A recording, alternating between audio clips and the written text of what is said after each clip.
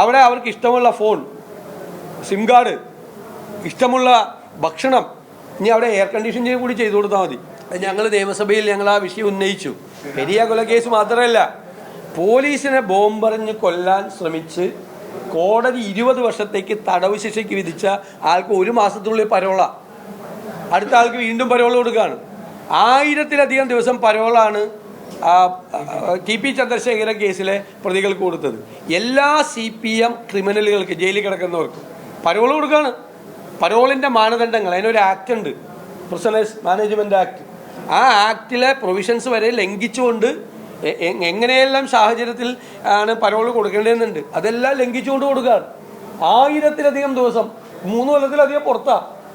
ഇവരെക്കുറിച്ച് പരാതിയും വന്ന് ഇവർ പുറത്തു വന്നിട്ട് പല ഷെയ്ഡി ഏർപ്പാടുകളും ചെയ്യുന്നു. പിന്നെ ഒരു DIG എല്ലാവരുടെ അടുത്ത് കാശ് മേടിക്കുക, എല്ലാവരുടെ അടുത്ത് കാശ് മേടിച്ചിട്ട് പരോൾ കൊടുക്കുക. TP ചന്ദ്രശേഖര കേസിലെ പ്രതികൾ വരെ 1,80,000 രൂപ DIGക്ക് പൈസ കൊടുത്തതായിട്ട് ഉണ്ട്. എന്നിട്ട് പരോൾ മേടിക്കുക. എന്താണ് നടക്കുന്ന പോലീസിലും ജയിലിലും? ക്രിമിനൽ കേസിലെ പ്രതികളുടെ കയ്യിലേക്ക് ഇത്രയും പൈസ എങ്ങനെ വന്നു?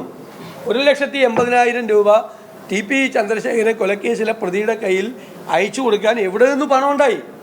എവിടെ നിന്നാണ് ഇത്രയും പണം ഉണ്ടായത്? അപ്പോൾ ക്രിമിനലുകൾക്ക് കുട പിടിച്ചു കൊടുക്കുകയാണ്. അവിടെ അവർക്ക് ഇഷ്ടമുള്ള ഫോൺ, സിം കാർഡ്, ഇഷ്ടമുള്ള ഭക്ഷണം, ഇനി അവിടെ എയർ കണ്ടീഷൻ കൂടി ചെയ്തു കൊടുത്താൽ മതി. ജയിലിൽ അത്രയും സൗകര്യമാണ് ചെയ്തു കൊടുക്കുന്നത്.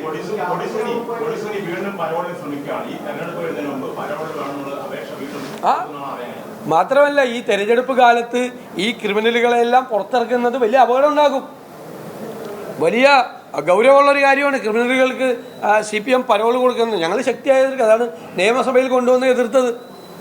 ഒരു പോലീസിനെ ബോംബെറിഞ്ഞ് കൊല്ലാൻ ശ്രമിച്ച കേസിലെ പ്രതിക്ക് 1 മാസമാകുന്നതിന് മുമ്പ് പരോൾ കൊടുക്കുക എന്ന് പറഞ്ഞാൽ, പോലീസിന്റെ മന്ത്രിയല്ലേ, ആഭ്യന്തര വകുപ്പിന്റെ ചുമതലയുള്ള മന്ത്രി.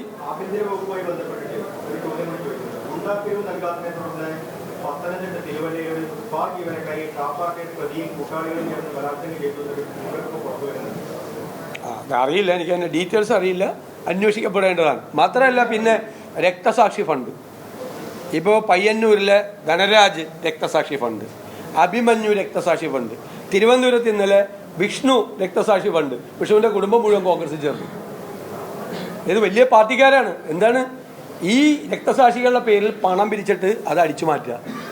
അടിച്ചു മാറ്റിയയാൾക്ക് നടപടി എടുത്തു ആദ്യം, പിന്നെ അയാൾക്ക് ട്രിപ്പിൾ പ്രൊമോഷൻ കൊടുത്ത് CITU ജില്ലാ സെക്രട്ടറി ആക്കിയാലും മന്ത്രി മുൻകൈ എടുത്തിട്ട് ആ ആരോപണം ഉന്നയിച്ചിട്ടാണ് ആ കുടുംബം പോണത്. രക്തസാക്ഷികളുടെ പേരിൽ ലക്ഷക്കണക്കിന് രൂപ പിരിച്ച് ആ പൈസ അടിച്ചു മാറ്റുന്ന സ്ഥിതിയിലേക്ക് CPM ഇങ്ങനെ തരം താഴണോ? ഗൗരവമുള്ള കേസല്ലേ.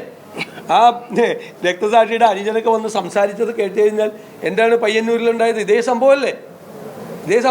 എന്നിട്ട് അവർക്കെതിരായിട്ട് വധഭീഷണിയാണ്. പാർട്ടിയുടെ തെറ്റായ നയങ്ങൾ ചൂണ്ടിക്കാണിക്കുന്ന ആളുകൾക്കെതിരായി വധഭീഷണിയാണ്. ക്രിമിനലുകൾ ഇറങ്ങി പ്രകടനം നടത്തുവാണ്. കണ്ടീഷണലായിട്ട് പരോളിൽ ഇറങ്ങുന്ന ക്രിമിനൽ കേസിലെ പ്രതി എങ്ങനെയാണ് CPMന്റെ പ്രകടനത്തിൽ പങ്കെടുക്കുന്നത്? എന്തും നടക്കാമെന്നുള്ള സ്ഥിതിയിലേക്ക് കേരളം പോവുക. അത് സമ്മതിക്കില്ല.